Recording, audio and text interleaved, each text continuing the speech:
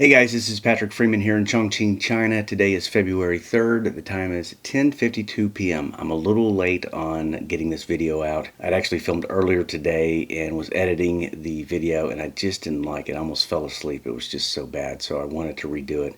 So it is going to be a little bit late. But this is going to be actually a two-part video, about 5 or 6 minutes of just information of stuff that I've gathered here in Chongqing, China, and some updates. The second part of the video is actually going to be an interview that I had with Mikael Larson, who's with iChongqing. He's a friend of mine, and I've mentioned him probably numerous times in different videos.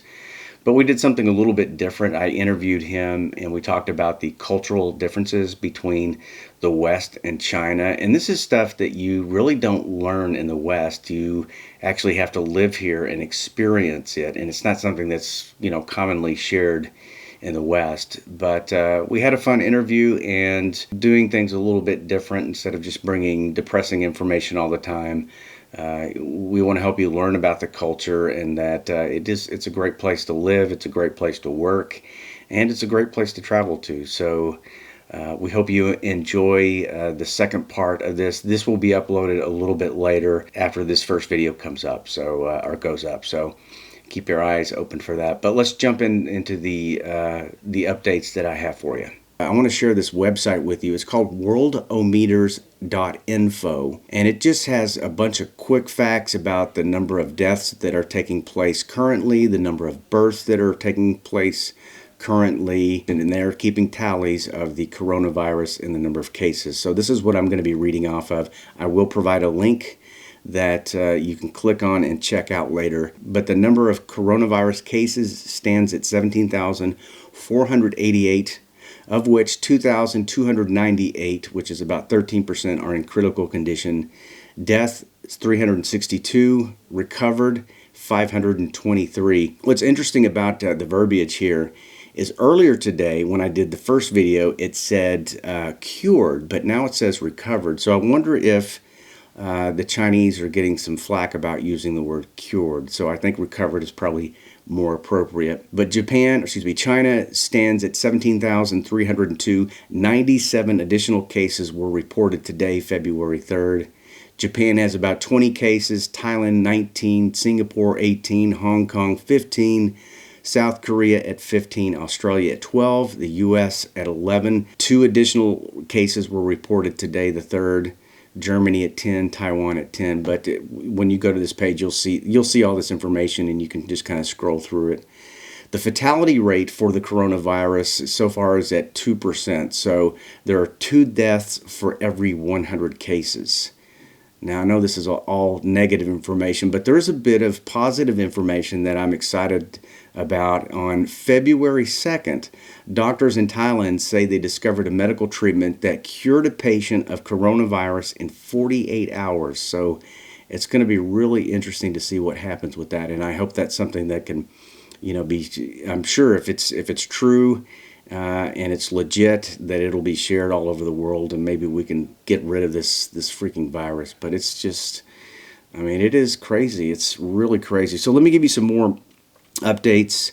Not really updates, but just things that I have found over here that you may not actually have access to, just different platforms, social platforms, news platforms that I can access that, again, you may not have access to or just may not see. But I was watching a video where they're interviewing a doctor there in Wuhan, and I was doing some research on the hazmat suits, because I think in the past, some of my past videos, I've been calling them hazmat suits. Well, they're not actually hazmat suits. They're protective medical suits that the doctors don or put on, and there's probably 5 or 6 layers that they put on, and it takes them like 15-20 minutes to get dressed. They have to have assistance, but under these suits they are actually wearing adult diapers, because there's a shortage of the suits.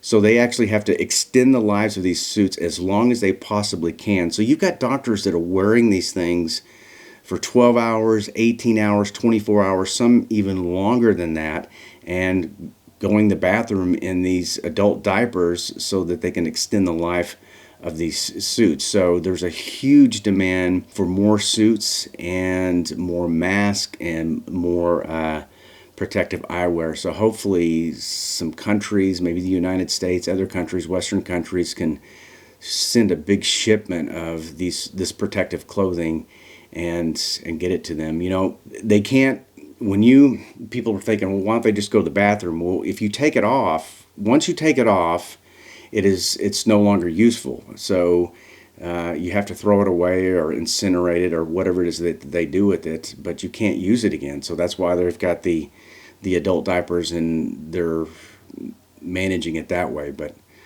just crazy that they're having to do that and, you know, work the hours that they're working. They've got to be, some of them, 15, 18 hours. Some of them might even have 24-hour shifts, if not longer than that. So I can't imagine having to wear these, you know, 5-6 layer suits with adult diapers and just the smell that would cause.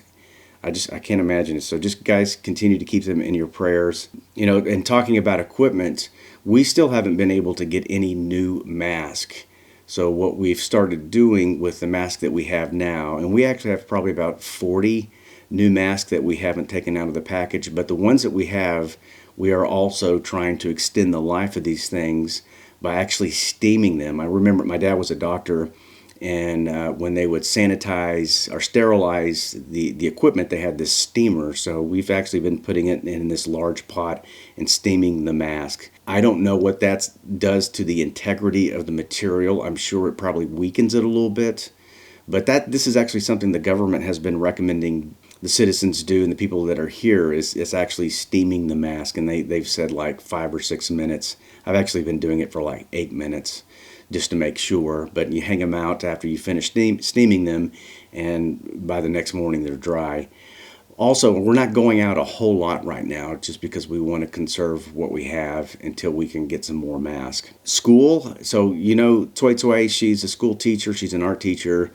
All the schools in China have delayed starting school until the 17th of February. So Tsui Tsui's almost been off a full month as a result of this virus, and the government just being very proactive and trying to keep people in isolation and keep them from getting around other people. So that's good. The school that I work at it will probably end up doing the same thing. They're also talking about doing video classes, and I think actually Tsui Tsui had mentioned they may start video classes from the house on February 10th, but I'll find out more information on that and share it with you. Just some side notes, just 2 or 3 days ago, I didn't feel it, but Tsui Tsui felt it. We had about a 3.2 earthquake here in Chongqing, and then last night up in Chengdu, there was like a 5.2 earthquake, and there's been a bunch of videos that have been, you know, submitted online or these through WeChat, and you can see that things definitely shaking. So, you know, hopefully we don't have anything major like that, because that would just be a